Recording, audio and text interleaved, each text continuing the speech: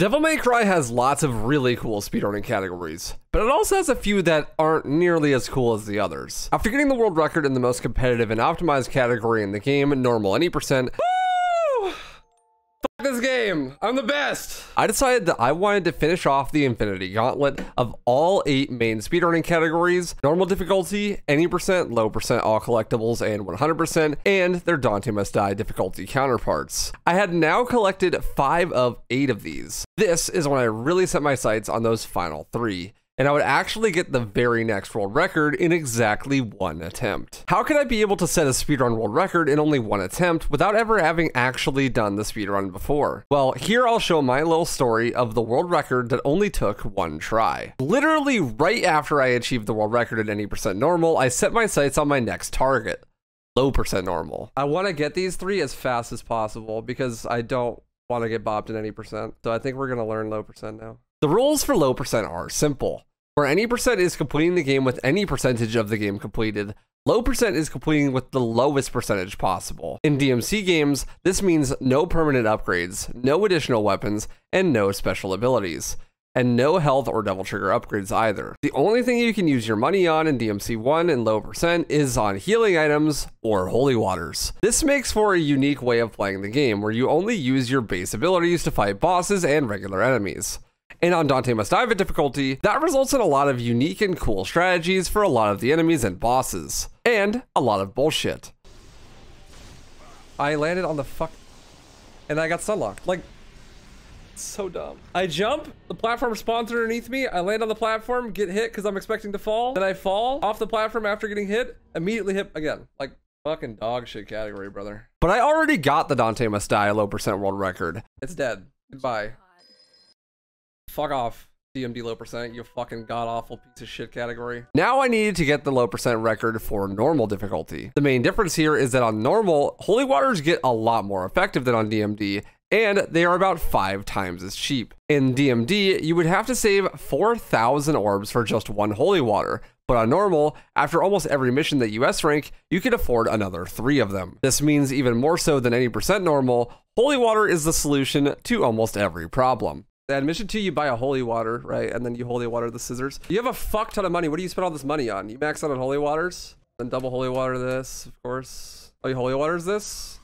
Yeah, I guess that makes sense. He doesn't holy water? Is that new tech, the holy water? Before I jumped right into it, I skimmed the previous world record with the help of Yang to see exactly what was done where and what could be improved. Thanks to the lack of overall execution required of the run due to the holy water spam, basically all I needed to do was remember when to use the holy waters and to not mess up the boss fights. You would think that would make the record very optimized, since it's such a simple run, but that's not always how things work. You see, speedrunners that aren't me usually like to spend their time running categories that they actually enjoy, and boring ones like low percent normal are usually left on the back burner until someone wants a free world record, or wants a clean sleep on the whole board. Like me. This leaves them as the competition grounds for basically nobody, and thus remain relatively unoptimized despite the amount of effort that would be required to do so. This is convenient for me because I have all of the experience in the game, and getting a world record like this should be relatively easy. The official world record for the category was a 45:06 by our old friend Dan Spence. His time was actually beaten by Yang with a 44, but he never submitted it because it wasn't very good.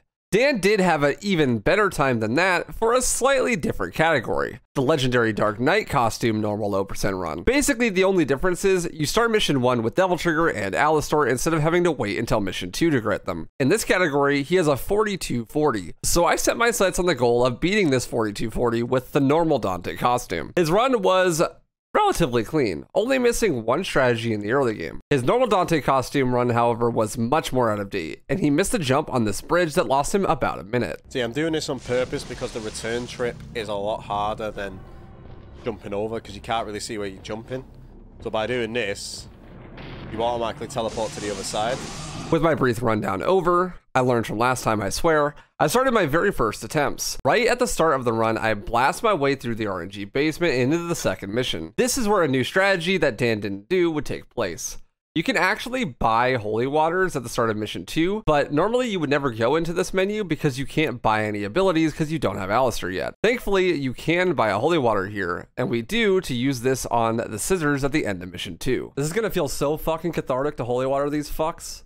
I swear to God. This makes them 100% guaranteed and consistent. Well, you see, if you type !low% in chat, the bot will tell you. God damn, that feels good. Fuck Sin Scissors. All my homies hate Sin Scissors. Not being able to buy abilities like Stinger and Double Jump in this category, the fastest way to travel is to jump and to roll like that Limp Bizkit song. Phantom is the same as ever, and because I have so much practice with them, even though it gives me terrible RNG, I handled him accordingly.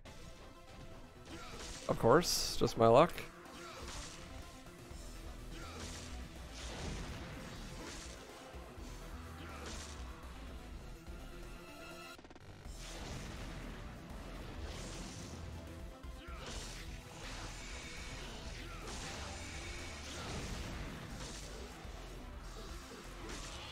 That was terrible.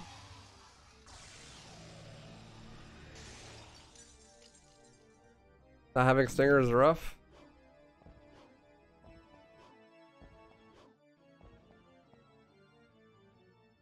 Too easy.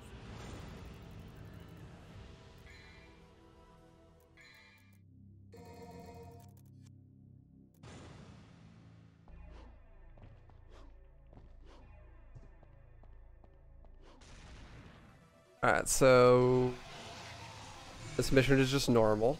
Just quickly despawn the cat. Easy as that. Not off to a great start, but I can make up a lot of the time save on Dan by just overall better play across the game. Not to mention that holy water strat on mission 2. Afterwards, we kill the demon kitty and then give her little brother a bath in holy water.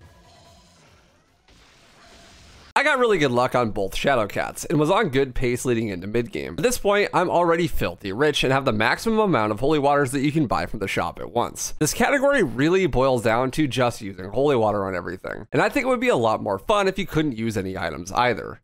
But that would make it a lot harder to fight Mundus at the end of the game. And Dante Must Die low percent without items would be basically impossible to complete. It's already nearly impossible, but without items, Mundus would be absolute masochism. Maybe at some point I'll do a normal any percent no item speedrun. Let me know if you're interested in seeing that. We use so many holy waters, we even use one on the second Phantom fight just because we can, and it saves a few seconds.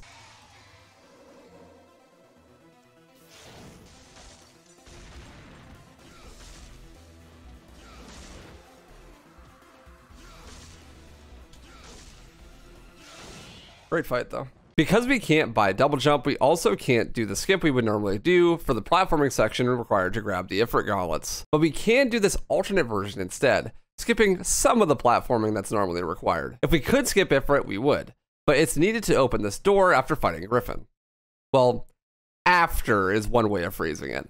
You can actually just open the door and leave without fighting the boss, and this is also required to skip him in this category. Not that you would ever fight him in any other category. Then, this section of the marionettes and fetishes that fall from the sky. We can bathe these foot fetishists in holy water over and over them until they die, as we should.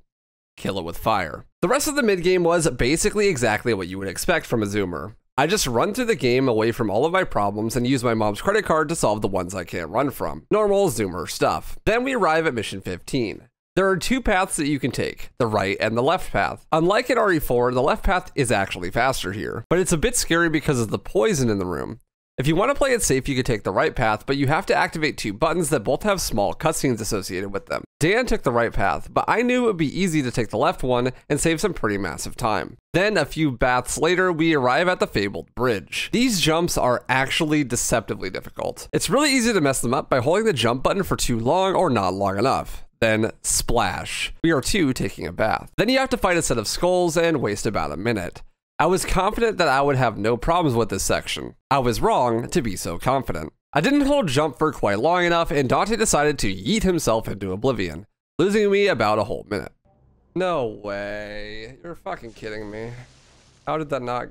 Okay, well that's shit. I could still beat the world record for sure, but Dan's LDK time was up in the air at this point. A few more baths later, we arrive at the bridge once again, but this time I don't fall down like a complete buffoon.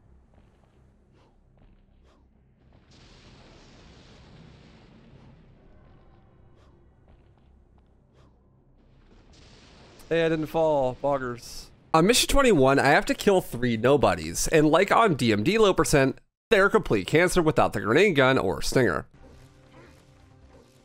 I hate nobodies. Fortunately, this time around, I could just rain down holy waters to make their day very sad and damp. Doesn't make them that much less annoying though. Immediately in the next room, I have to do some basic platforming to get to the top of the room. That's when I make a fatal mistake. Using the normal platform instead of using my own Sigma gamer path, by choosing to trust the game's built-in platforming mechanics, I allowed myself to be fooled, once again by Kamiya himself, and fell all the way down to the bottom, losing yet another minute. LOL! Nice jump. Holy fuck, depth perception is not this game's strong suit. Well, definitely can't beat Dan now. Sub Dan was definitely dead, but maybe I could still world record if I had a good late game. I head into the Mundus fight, ready to blast the fool with my superior carpal tunnel inducing mashing. Good RNG, sir.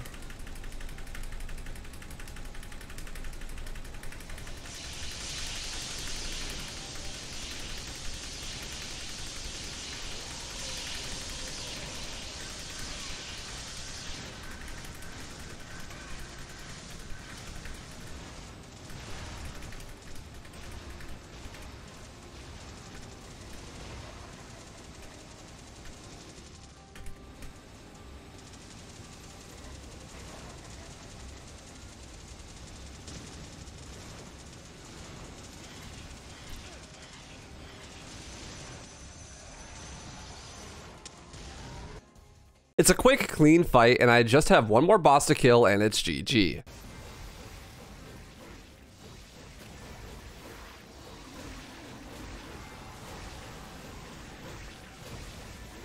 With him dead, the jackpot is received, and I just barely beat Yang's 44. Unfortunately for my chat, the gamble was based on me beating Dan's LDK low percent world record, not the normal Dante costume one, so they got boned.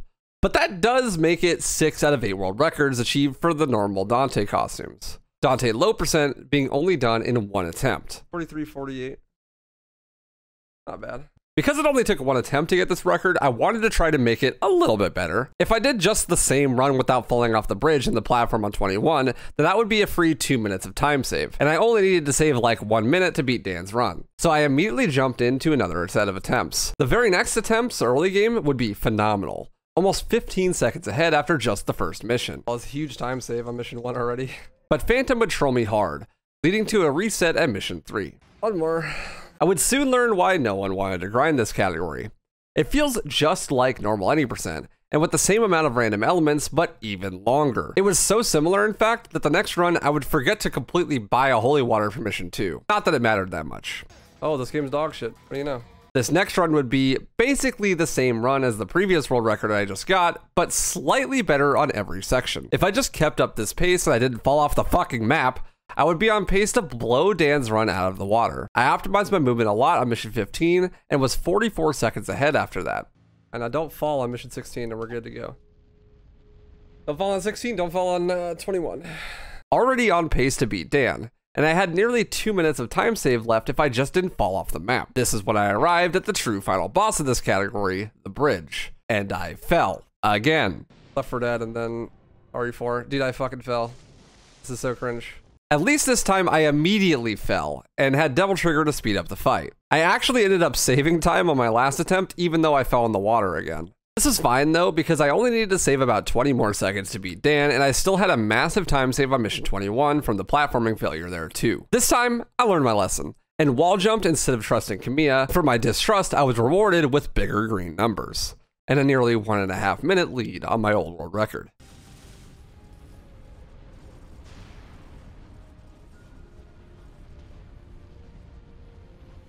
Yeah, I didn't fall. There's like a minute time save there. Unfortunately, I would get extremely unlucky on the first phase of Mundus, dying about halfway through the fight. Fuck, that was cringe.